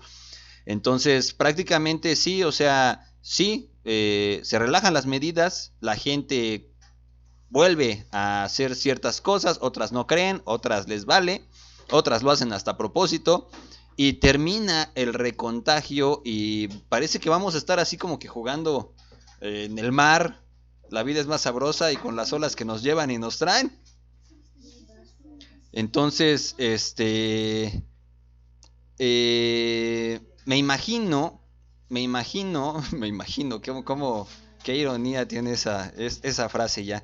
Me imagino que vamos a tener realmente que cambiar muchas cosas en toda nuestra vida. Estaba platicando, por ejemplo, ya ves que me gustaba ir a bailar. Imagínate los lugares de baile, los centros nocturnos, los antros, los bares. estábamos viendo unas medidas de Six Flags que va a arrancar con unas nuevas medidas, unas nuevas políticas para respetar sana distancia y todo. ¿Qué es un parque de diversiones que está calculado para que llame la gente de una manera masiva y así pueda mantenerse? Y que ahorita, con medidas de sana distancia, imagínate cuántas personas van a caber en el parque, cuántas se van a subir a los juegos con lugares vacíos. Claro. El parque prácticamente va a dejar de existir, como muchas otras cosas creo que van a dejar de existir. O no sé, porque a pesar de que a lo mejor las economías y el sector empresarial y el sector económico fuerte quieran seguir trabajando en esto, serían dos opciones. Una, hacerlo con cuidado y aguantarse poco a poco. O dos, aceptar el número de muertes que tengan que ser y trabajar con el resto de la población que tenga inmunidad. Se muera quien se tenga que morir y a darle. Pero... Y tocas un punto muy importante, ¿no? Porque efectivamente esas dos vías, o sea, es donde se está centrando la clave, ¿no? De qué es lo que hay que hacer para regresar. Hay una cuestión, por ejemplo, en esta segunda vía que sí es como la más cruel, que sería, bueno, pues ya lo que venga y quien se tenga que ir, ¿no? Como tú sabes, bueno, por ejemplo, uno de los paradigmas a los que se enfrentaban los centros de salud que se atendía el COVID-19 era a quién le damos cama, ¿no? La parte del viejito y el niño. ¿Cuál es esta paradoja, no? Rápido, y si lo conocen perfecto, me dirán si no están de acuerdo. Yo no estoy de acuerdo, pero es la paradoja. Si tú vas en la calle, por ejemplo, te lo voy a poner fuerte, Miguel, para que me ayudes con el ejemplo. Tú vas con Michael, ¿no? El más pequeño de tus hijos. No manches. Tú vas en la calle. No le toques por ahí, cara. Es que por eso la paradoja es complicada, ¿no? Ajá. Y de repente, Michael sale corriendo, como todo niño, pues es el efecto de la movilidad del niño, salir corriendo, explotar, y eso es lo padre del niño y lo que perdemos también nosotros, ¿no? Cuando somos adultos. Y se va a cruzar la calle. Entonces viene un carro y al mismo tiempo que se va a cruzar Michael, se va a cruzar un viejito. Tú me responderías fácil, ¿a quién salvarías? Y me dirías, pues a mi hijo. O sea, me dolería el viejito, pero salvo a mi hijo. Pero tú no vas a llegar, tú ya no tienes tiempo para llegar a salvar. Entonces, ¿qué es lo que va a pasar? Supongamos que hay una persona que está cerca y que se abalanza a salvar uno de los dos. Él tiene la pregunta en el momento, ¿a quién salvo? Entonces surgen un montón de cosas. Por ejemplo, está la visión de que el viejito pues ya vivió, ya pues no tiene mucho que perder, a lo mejor está enfermo, le convendría, o sea, empezamos a tratar de justificar por qué. Pero habrá gente que diga, pues el niño no ha vivido, no se va a perder de nada, el viejito, bueno, pues, va a tener familia, tiene nietos, entonces cada quien va a justificar de una manera diferente y al final de cuentas el detalle y la paradoja es que alguien va a morir. No puedo salvar a los dos. Entonces se da en los centros de salud, ¿a quién le damos las camas? Cuando el principio que se había dado de manera histórica era, como en el Titanic lo vemos, ¿no? Mujeres y niños primero. O sea, no sé si aquí puedo decir groserías, pero lo voy a decir así literalmente. Los güeyes nos chingamos. Nos chingamos. O sea, solamente mujeres y niños, ¿no? Y niños, pues estamos hablando que ya luego hay niños mamotretos de 16 años, pues ellos son primero, porque no tienen mayoría de edad. Entonces, viene esa paradoja de qué hacemos, ¿no? Ahí surge algo, tocas un punto importante de la segunda vía sería manejar una necropolítica. ¿Qué es esto? Una política de los muertos, que se pensaba que, por ejemplo, el control político de vigilancia institucional, desde el gobierno, las cárceles, la institución académica, la institución de salud, todas las instituciones políticas funcionan como un estado de vigilancia. Entonces, había una cuestión de biopolítica, ¿no? Es curioso que, por ejemplo, alguien para acceder a la democracia tiene que tener una tarjeta llamada INE, que es lo que indica que sí eres poblador mexicano, o sea, el acta de nacimiento pues queda en un término secundario, y para que tú puedas acceder a una democracia tienes que tener esa identificación. Si no la tienes, no puedes acceder, no puedes votar, aunque tú tengas la naturalidad y todo, y hayas vivido todo tu tiempo. Si perdiste la credencial, no puedes votar. Entonces hay un estado de redireccionamiento de la vida de los pobladores de una sociedad. La necropolítica es en esta cuestión. Surgen enfermedades, el estado de salud, bueno, ¿por quién decidimos? ¿Quién vive, quién muere? No, peor en un escenario sería pues quien todavía puede pagar todos los impuestos, o sea, por ejemplo, un anciano, pues en vez de estar pagando, sí los paga, pero por ejemplo se le tiene que dar el apoyo económico. Entonces, dentro de una necropolítica, en un escenario negativo feo, pues no conviene, porque al final de cuentas, pues es alguien a quien ya podríamos dejar de pagar. Y en la paradoja que te decía, prefiero salvar al niño, al que no tengo que establecer tantas medidas como el anciano. Oye, entonces decidir justamente ya los que vayan a morir, o sea, es desintegrar esa parte, ¿no? de la finalidad política, ¿no? De poner las herramientas, porque yo no estoy en la idea de que la política tiene que dar de comer a los pobladores. No está para eso la política, y creo que no es la primera vez que lo comentamos, sino poner las herramientas para que la persona pueda generarse una vida. O sea, esa es la cuestión política institucional. Y la otra, pues efectivamente, la estrategia, termino la idea. Generar la estrategia del poco a poco, por decirlo muy banalmente, del poco a poco. Lo terrible de esto es que la gente tiene esa duda de decir, esto no termina 1 de junio, no va a terminar. Hasta los memes nos lo dicen. Sale un meme de los Simpsons donde sale el doctor Hugo Gatell y dice, amigos, buenas tardes. Y abajo una imagen de los Simpsons donde dice, ya viene a estos a extendernos la cuarentena. O sea, ya la gente sabe que esto va a tardar. ¿Y qué es lo que pasa? No, es que ya no puedo.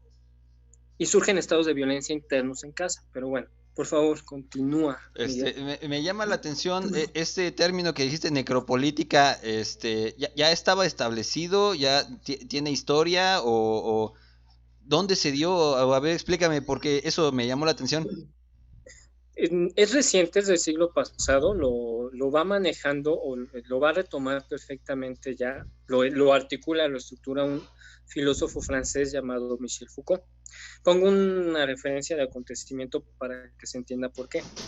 Desde el estudio del pensamiento de este filósofo, él primero se interesa por la cuestión del conocimiento, ¿no? O sea, ¿cuál es la arqueología del saber? Entonces, de ahí va a hacer un salto a la cuestión del poder. Lo conocemos mejor como el filósofo del poder, ¿no? Philosophe du pouvoir. Así es como se le puso como cierta etiqueta a Michel Foucault. Por cierto, lo menciono así y voy a decir por qué más adelante.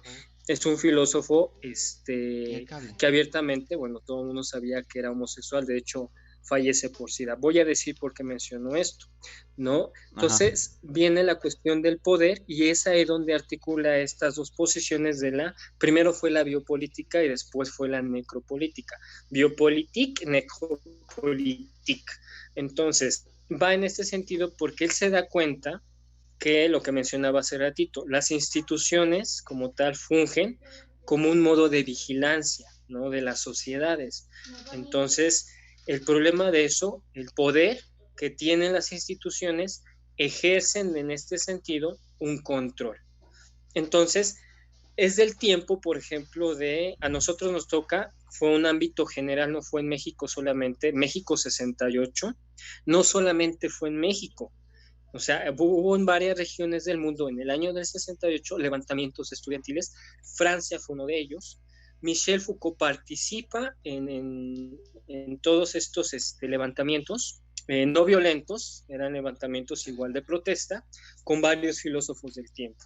¿Por qué? Porque se va dando cuenta que, por ejemplo, en la parte académica, la educación había sido ya controlada para que las personas, por ejemplo, aquella estructura que fueran siguiendo fuera para que al final de cuentas se centraran y fueran dominadas, ¿no? Y nosotros permanecimos con eso, crecimos con la idea de estudia para que tengas dinero, ¿no? O sea, nadie nos dijo, por lo menos nuestros tiempos no nos tocó de estudia para que seas feliz, estudia para que seas productivo. Si alguien quería estudiar arte, pues no te va a dar para vivir. Si alguien quería, no sé, dedicarse al deporte, sí, pero me estudias una carrera, decían los papás. ¿Por qué? Porque al final de cuentas la idea era un estado de control en el que tú terminas tu carrera para acceder a un puesto de trabajo en donde si te va bien, te paguen bien. O sea, la idea de estudiar es tener dinero, cuando al final de cuentas esa es la métrica que se seguía. Si tú terminas tu carrera para solamente ocupar un puesto de trabajo, ¿cuál fue la consecuencia de eso? Lo pongo desde los memes nuevamente. Yo estudio mucho los memes. Yo estudio desde la filosofía, yo estudio memes, entonces Vas a tener que me compartirnos encanta algunos. estar viendo memes. Pues para allá voy, ¿no? Vamos viendo cómo los memes ilustran todas estas cuestiones, ¿no? ¿Qué fue lo que salió y devino de todo eso? El término Godín, ¿no? Que se hace famoso justo por los memes. Seas un comunicólogo, trabajes en política, trabajes en cualquier estrato que tú quieras, al final de cuentas vas a ser un Godín. ¿Cómo traducimos un Godín? Un zombie trabajador. Trabajas de lunes a viernes, ya no de 12 horas, como fue en el tiempo de Marx del proletariado y la explotación. Seguimos siendo prole, ¿no? Decimos proletariado. Cumples un horario de trabajo, y antes solamente por lo menos era cumplir un horario de trabajo. Ahora sí se miden con resultados y todo esto. Ponte la camiseta, te dicen.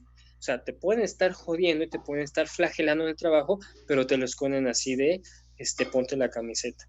Entonces, viene y se ilustra con que eso es un godín, es un zombie que trabaja todos los días para tener un sueldo y poder vivir al día. Entonces, ¿qué es lo que pensamos? Dice un autor surcoreano actual, me encanta mucho, se lo recomiendo, se llama Byung-Chul Han, se escribe Byung-Chul Han, que también hace mucho estudio de las redes sociales, pero en esta cuestión dice algo muy puntual. Dice, es que ahorita en la actualidad pensamos que explotarnos es autorrealizarnos. No, es que ya tengo trabajo, es que ya tengo esto, ¿y dónde están los marcos de hacer otro poco más? Por ejemplo, en tu caso, creo que eres un ejemplo de emancipación de ese lado. Tú dices, bueno, pues yo sí puedo ocupar un espacio de trabajo, digamos, motivado por la necesidad de sustentar a mi familia y sustentar mis necesidades.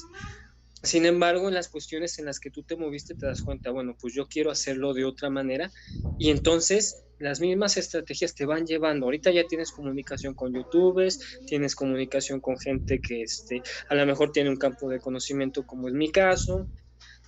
O sea, te vas abriendo más. La gente que va por ese lado, que fue inscrito en esa biopolítica, fue solamente en esa línea y no puedo ver más otro panorama.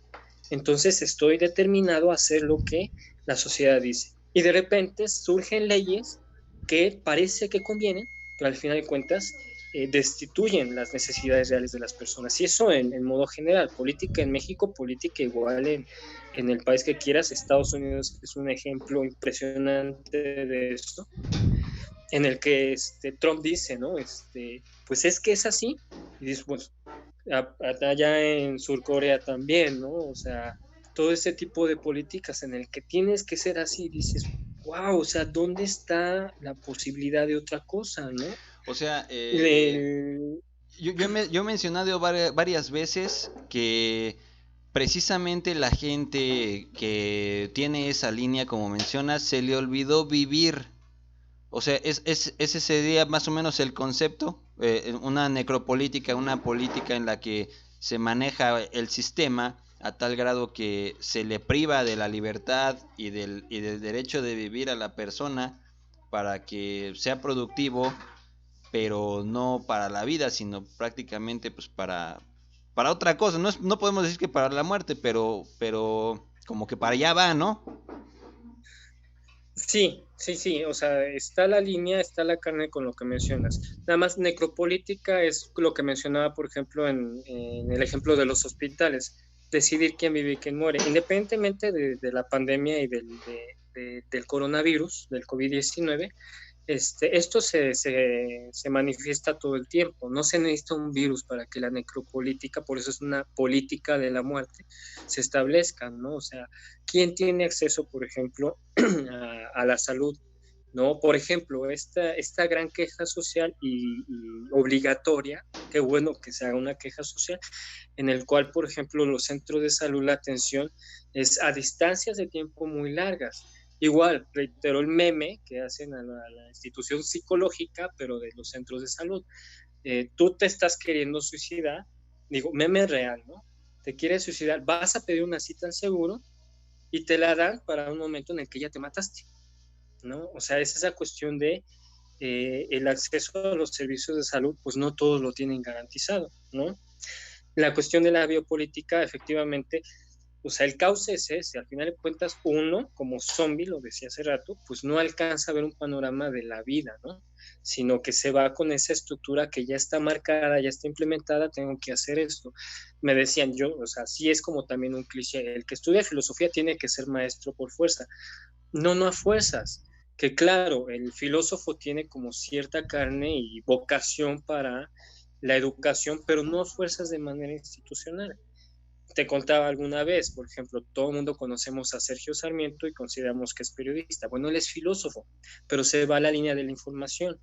Trabajé yo en política y hay políticos, bueno, dentro de los gabinetes hay gente que estudió filosofía. El presidente de Francia es filósofo, o sea, hay otros marcos, ¿no? Hay otros lugares que, por ejemplo, incluso en la misma ciencia, de repente se hacen agrupaciones en donde se requiere, por ejemplo, un filósofo. Vamos, a lo que me refiero es, se pensaba, ¿no? Cuando tú estudias filosofía es porque vas a acabar de maestro.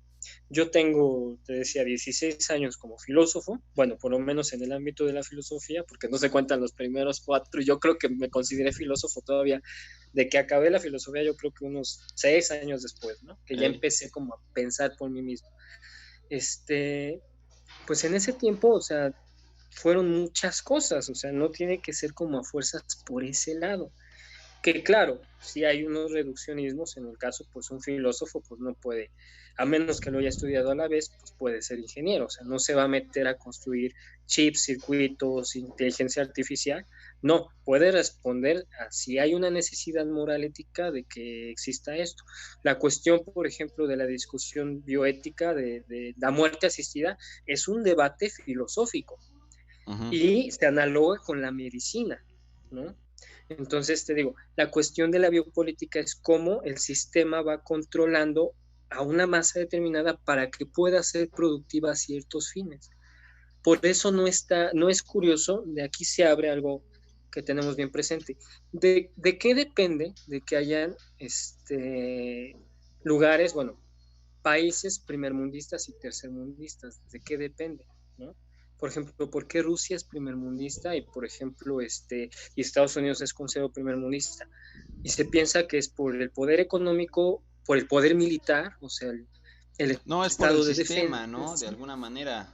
Le dicen a unos, oye, tú trabajas y nosotros movemos otro tipo de cosas, ¿no? Economía, poder y demás. Claro, y las relaciones bilaterales con otros países, pero ¿quién controla, quién tiene mayor producción?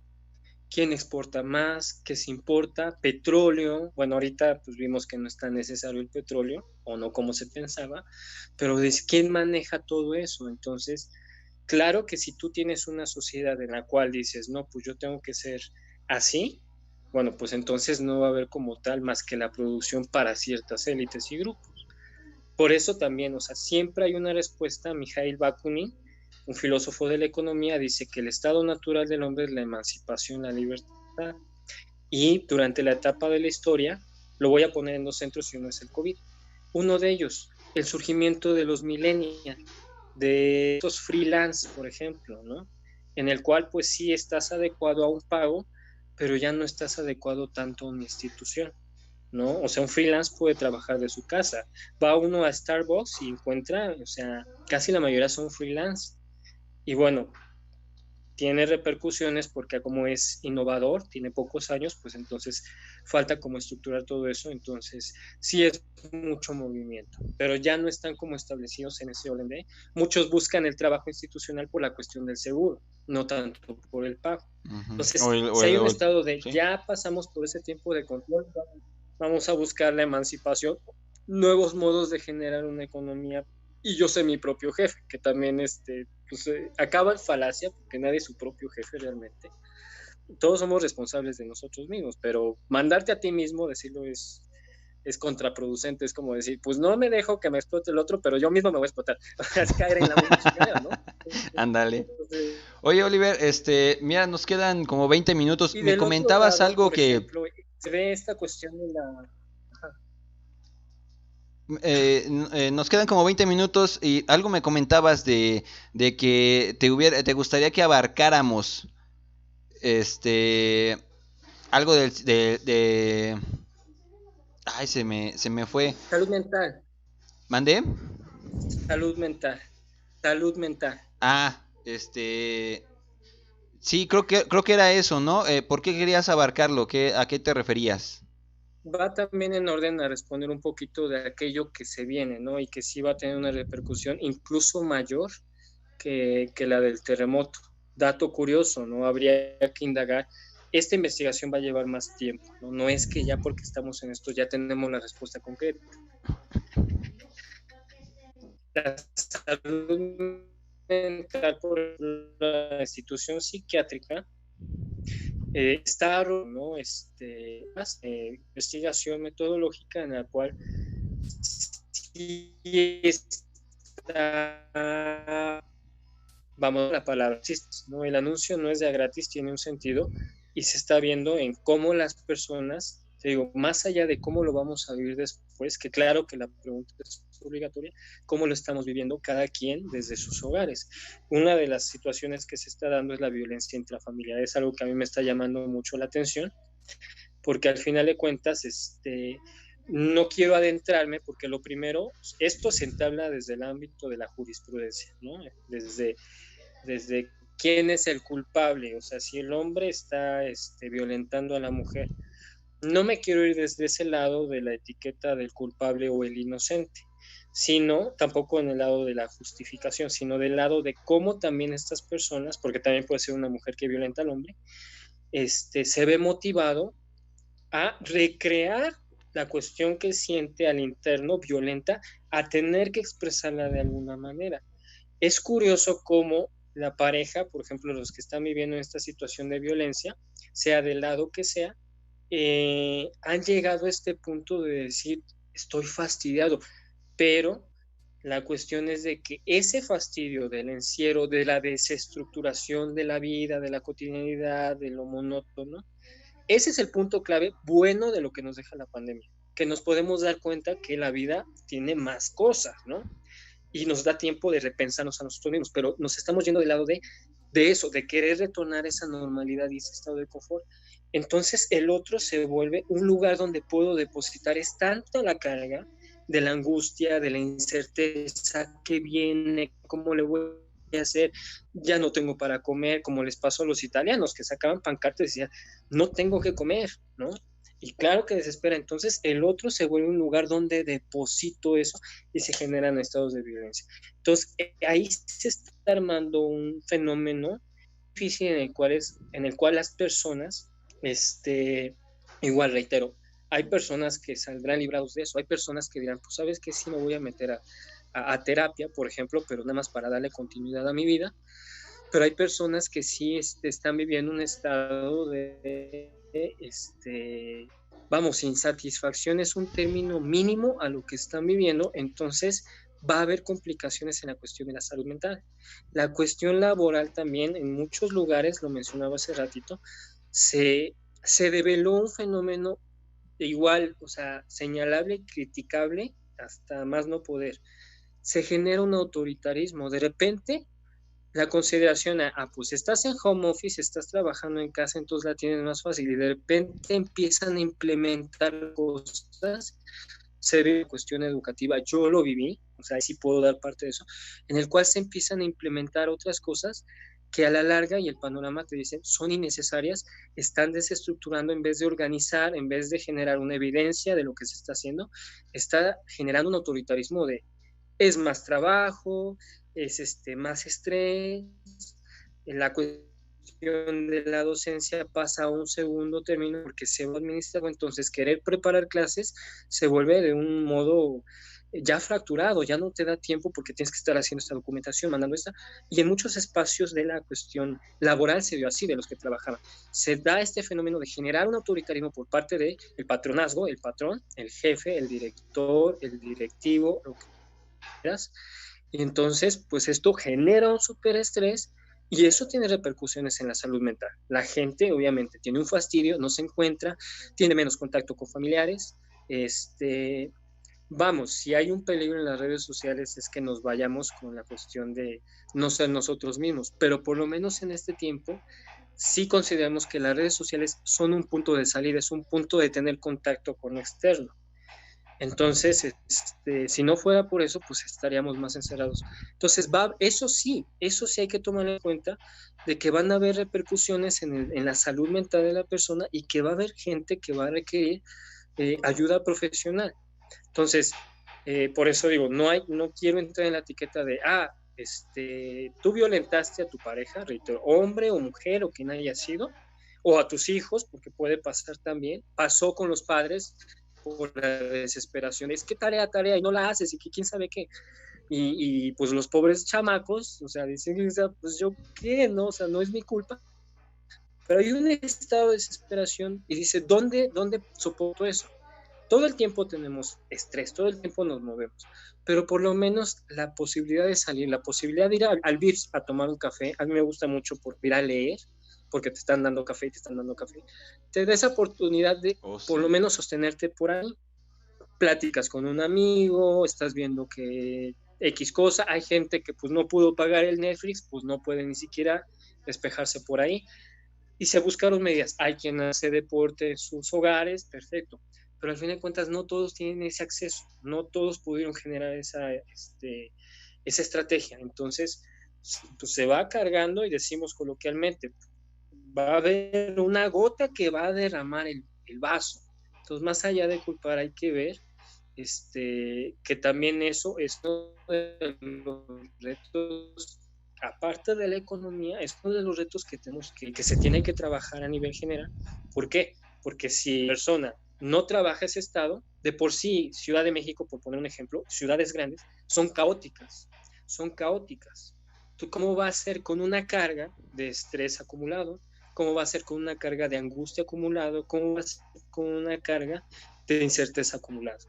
O sea, va a ser estar cargando la mazota sobre la espalda psíquica y entonces eso va a tener que responder a ponerse en algún lado. Por eso se quiere atender eso. También ya lo dijo la Secretaría de Salud. Es uno de los retos que tenemos que atender. Entonces, por eso yo lo estoy viviendo. Yo tengo pacientes, tengo por ejemplo una paciente que trabaja en un hospital que atiende COVID. Entonces, la manera como ella expresa, obviamente no voy a mencionar quién es por profesionalismo, ni tampoco lo que me dice, pero en el campo y en el panorama se habla justamente del estrés que tienen los médicos. En Nueva York, si viste la nota, la directora del centro de salubridad, bueno, de la institución de salud, de un hospital, se suicida, hacia el punto de ya no puedo con esto, ¿no? Y es un caso conocido, pero hay que trabajar esa parte. Sí va a haber efectos desde ese lado y hay un reflejo. Cada persona individual es parte de una sociedad. Sí, entonces, han sido, creo, ya 2 o 3 personas las que he visto en las redes, tanto como de Europa, creo, y de Estados Unidos, que así se prefieren suicidar, no aguantan la presión. También me imagino que debe ser tremenda. Ya tuve la oportunidad de entrevistar también a una señorita que es enfermera en un hospital de ahí del Estado de México, y nos ha platicado varias cosas. Subió un video a su Facebook también, a ver si lo compartimos más adelante, donde manda un mensaje a la gente precisamente de qué manera pueden apoyar a los médicos, de qué manera también está sufriendo ella la situación de la atención, de estarse desinfectando, poniendo los trajes, atendiendo a los pacientes, con el miedo de contagiarse, con el miedo de contagiar a su familia. O sea, es tremendo. Y también aquí les he recordado y les vuelvo a recordar a todos los que puedan verme, todos los que puedan ver este video. Si en algún momento llegan a tener algún tipo de fricción por algo y quieran responder, reaccionar, enojarse o lo que sea que quieran hacer, estamos en un momento de presión, estamos en un momento difícil. Piénsenlo 4 veces. Si van a querer reaccionar, enojarse, contestar, espérense, piénsenlo una vez. Después de eso, piénsenlo otra segunda vez. Hasta 4 veces más o menos, como para decir, voy a tomar una buena decisión al momento de enojarme y regañar, gritar, exaltarme o cualquier decisión que queramos tomar. Lo más probable es que esté equivocada, porque no estamos completamente en nuestros 5 sentidos. Entonces, no es nada malo pensar las cosas. Piénsenlas unas 4 veces, unas 3 veces y avancen, porque lo más probable es que les salga mal cualquier tipo de actitud, más que nada negativa, contra sus seres queridos, contra las personas con las que están viviendo, que como lo comentábamos, resulta que se les olvidó vivir a muchas personas o no las dejaron vivir o no quisieron vivir, y ahorita que tienen que vivir al lado de otras personas a fuerza, pues viene este conflicto y no saben ni siquiera cómo interrelacionarse. Padres con hijos, madres con hijas, esposo, esposa, el abuelo, las consideraciones que teníamos que tomar con las personas con las que vivimos y no teníamos consideraciones, y luego decíamos, a pesar de vivir juntos, decíamos, pues él que haga su vida, yo también, y no nos metemos nadie con uno con otro. Pues ahorita ahorita no hay para dónde moverse. Oliver, me gustaría que pudieras decir, en este tema de la salud mental, sí, es muy correcto, qué buena observación que haces. ¿Crees que podría la gente contactarte en algún momento si lo necesitara? Sí, de hecho ahorita ¿Dónde pues puedes mencionar atendiendo. tus redes? De todas maneras las vamos a poner aquí abajo. Sí, estamos dando la atención justamente para estados de emergencia, esto, ¿no? Que quiero reaccionar violentamente, sí acudan a alguien que les pueda soportar eso. Yo, gracias por hacer mención, claro que estamos atendiendo. En Facebook estamos como, bueno, Facebook, Instagram, aunque Instagram ahorita no la he manejado tanto, he estado más en Facebook, es Psicoanálisis SD, ¿no? Esa es la página. Te dejo mi número, bueno, lo menciono, si alguien también necesita y requiere, bueno, con todo gusto, es 55 65 40 33 13. Entonces, desde luego, o sea, sí estamos atendiendo, y si lo requieren, pues no lo dejen pasar, es importante para evitar complicaciones posteriores y nada, pues ahí está, ¿no? Al servicio. Es a ver, espérame tantito, perdón, es Psicoanálisis SD, ¿verdad? Sí. Trieb Sessions. Sí, ese es el contenido, pero Esto es que la estoy mostrando aquí en la pantalla para que la gente la pueda conocer. Perfecto. Tiene una imagen como de un Simpson, ¿no? Es Sigmund Freud, pero el estilo de Matt Groening, el creador de Los Simpsons, o el caricaturista de Los Simpsons, sí. Sí, la página intenta como representar mucho de la filosofía del psicoanálisis. Es muy abierta, no es tan institucional. De repente, justo por esto lo menciono, me gustan los memes, de repente encuentro que tengan alguna relación, alguna situación, se suben lecturas y todo esto, pero es una página que intenta, bueno, conectar, hacer lazos y la difusión tanto del pensamiento filosófico y las ideas del psicoanálisis. Muy bien, aquí estoy mostrándola para que la puedan conocer y si desean contactar a nuestro buen amigo maestro Oliver Navarrete, pues puedan acudir a él en algún momento en el que así lo vean necesario, lo crean necesario, pues ahí van a poderlo contactar y platicar, ¿no? Pues creo que nos quedan unos 7 minutos, Oliver.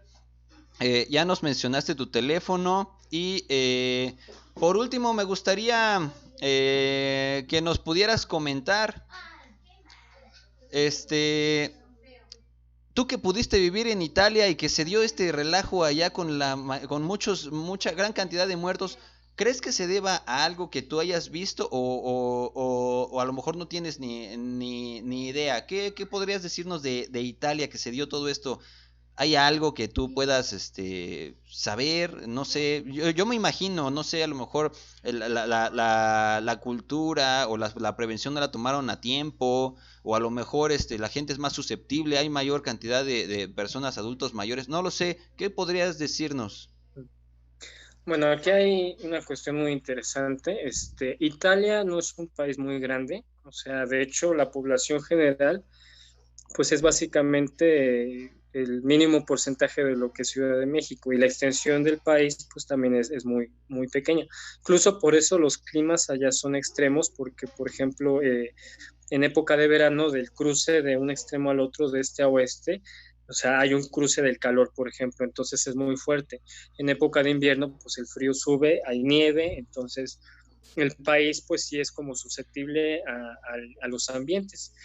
Eh, yo respeto, obviamente, porque tuve muchas posibilidades también de cambiar perspectivas por la experiencia de vivir en otra cultura diferente.